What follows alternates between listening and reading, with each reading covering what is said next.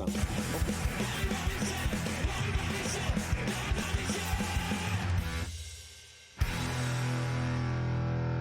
Très heureux de retrouver Renaud Lavoie à la mise en échec. Comment ça va, Renaud? Ça va très, très bien, Jean-Charles. Une petite journée de congé. Quand on dit congé, c'est pas d'entraînement, mais ça ne nous empêche pas d'avoir une autre belle conversation. Ah ben, formidable. C'est drôle, hein, parce que tu parlais des sélectionneurs américains, Bill Guérin en tête, et de leur propension vers Quinn Hughes au lieu de Lane Hutson. Tu sais, le chat sort du sac, on dirait, là. Tu sais, mais en tout cas, anyway, tu sais, je dis pas que Quinn Hughes n'est pas méritant. Moi, j'ai hâte de voir les suites de cette transaction-là, parce que le roman savon ne fait que commencer, mon humble opinion. Tu as tout compris. C'est exactement ce qui va se produire. Donc, dans les prochains mois, ça va être un long roman savon. Quinn Hughes, c'est un joueur qui a énormément de talent, mais qui n'a pas la fougue d'un Lane Hutson, qui, en raison de sa fougue, nous émerveille. Peut-être que Quinn a plus de talent que Lane, mais Lane a plus le désir de prendre chaque présence comme si c'était sa dernière, ce qui n'est pas le cas de Quinn Hughes. Parlant de Lane, d'ailleurs, enfin Alex Carrier en son flanc droit. Eureka! Oui, on en a parlé longtemps, toi et moi. Et, tu sais, on disait que ce soit Arbor qui joue avec Jaden Struble, moi, j'avais pas de problème non plus. Là, c'est sûr qu'on profite de la présence d'Aden Engstrom pour mettre Engstrom sur la dernière paire de défense. Mais en attendant, là, enfin, on voit Alex avec Lane. Et j'ai adoré le match d'Alex Carrier, Jean-Charles. Ouais. Je l'ai vu physique.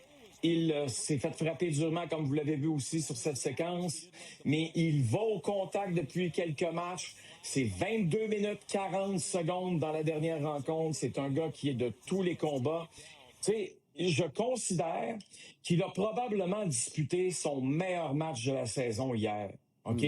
Puis, sais-tu quoi? C'est pas, et ça sera jamais, Alex, un gars qui va être flamboyant. Mais quand il va au contact, quand justement il empêche l'adversaire à la ligne bleue de prendre trop d'espace, etc., il est très efficace. OK? Et c'est ce qu'on a vu hier. On craignait cette paire de défense-là parce qu'on se disait quoi? Ils sont trop petits. Est-ce qu'ils ont joué petits hier? Non. Pas du tout. Non, puis Renaud, c'est un gars qui a été développé dans le programme de l'école de Mortagne à Boucherville avec le noir et or. Et à l'époque, ça a peut-être changé, là, mais à l'époque où j'en voyais rien qu'en masse, là, le système qui était déployé dans le bantam majeur, puis tout ça, à cette époque-là, et même dans le POE majeur, s'apparente énormément à ce qui se joue en Nouvelle-Angleterre. Donc, à ce que Lane Hutson a joué. Fait que ces deux-là sont faits pour s'entendre. Là. Ils font la paire parce que, pour moi, Carrier prend mieux soin d'Hutson qu'un Struble. Et Hutson a moins besoin de surveiller ses arrières avec Carrier qu'avec Struble. Alors, puis Carrier en arrachait à essayer de réparer maudite niaiserie de peu importe son partenaire de jeu. Là, c'est comme si tu lui disais, arrête de faire du pouce avec Arthur Laroche, Fred Caillou. Tu t'en vas t'asseoir dans une Cadillac conduite par Lane Hutson, puis tout se passe bien. Hey, c'est clair comme de l'eau de roche. C'est pas plus compliqué que ça. C'est clair comme de l'eau de roche. Moi, c'est ce que je vois présentement. Et c'est une rencontre, c'est vrai, mais c'est sur un dos à dos. Ça a été une rencontre que les Canadiens devaient absolument gagner. Les joueurs ont levé leur jeu d'un cran, mais en même temps, bravo au groupe d'entraîneurs qui dit quoi? Qu'ils ont fait des changements, puis là, on met ces deux-là ensemble. Puis là, c'est sûr qu'on passe la semaine à domicile. J'ai bien hâte de voir si on va les séparer. Et mon petit doigt, on me dit que, tu sais, je veux dire, avec ce que j'ai vu dans le dernier match, faut pas les séparer. Ce serait une grave erreur. OK. Cole Caulfield s'est fait dépasser hier, Renaud. Oui, regardons ça, Jean-Charles. Depuis le début de l'année, Cole Caulfield, il en marque des buts en prolongation, des buts gagnants, là, des buts en prolongation surtout. On va aller voir le tableau suivant. C'est dans le match, regarde ça, t'as Dylan Genter, excuse-moi, qui a dépassé Cole hier. Hey, c'était 3-0 encore pour les Pingouins. Peux-tu croire, toi? Incroyable. On a réussi à perdre le match en prolongation. Tout ça suivant l'échange de Tristan Jarry, là, j'insiste. Oui. Oui, mais sauf qu'on n'a pas encore Stuart Skinner là, dans la formation. Là. Pas sûr que ça va être bien meilleur. Moi, je pense que ça va être meilleur. Mais mon On le impression, c'est On le pourquoi Stewart, il jouait chez lui. OK? Ouais. Edmonton, c'est sa maison. Ouais. Là, il va arriver à Pittsburgh, là. C'est pas la même pression, là. Au contraire. Et moi, j'ai l'impression aussi qu'il va vraiment... puis j'en parlais à Chris Letang au cours des derniers jours. J'ai dit, tu vas voir, tu vas l'aimer, là.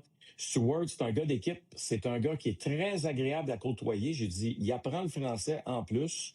C'est quelqu'un qui est le fun à... C'est le fun d'être avec lui, qu'est-ce que je te dise? Alors, s'il est confortable devant son filet, puis d'après moi, ses coéquipiers vont s'adapter très rapidement à lui, j'ai l'impression que ça pourrait faire des flémèches. On y reviendra. On est le 15 décembre, là. Peut-être que je vais me tromper complètement dans ma prédiction, mais moi, je l'aime mieux que Tristan Jarry. Oh, intéressant.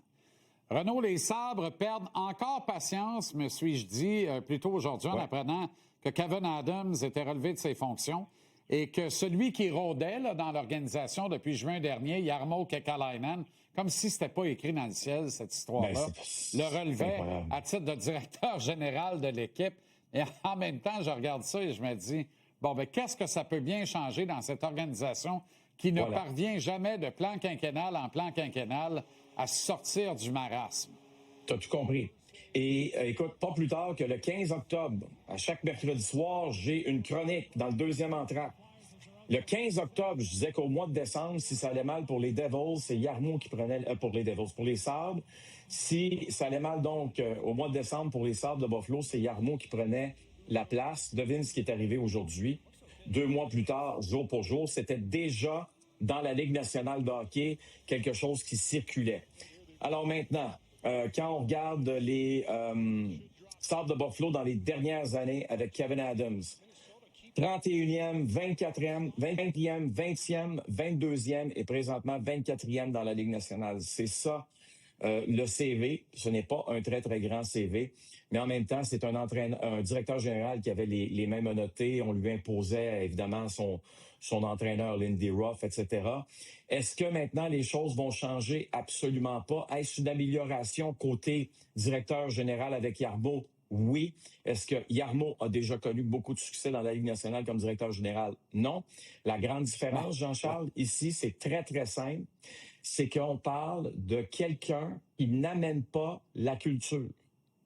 Et amener la culture, c'est important de le faire. Pensez-vous que Kent Hughes, là, sa porte de bureau n'est pas ouverte? Pensez-vous que quand c'est le temps de signer Lane Hutson, Mike Madison, tout ça, pensez qu'il leur parle pas?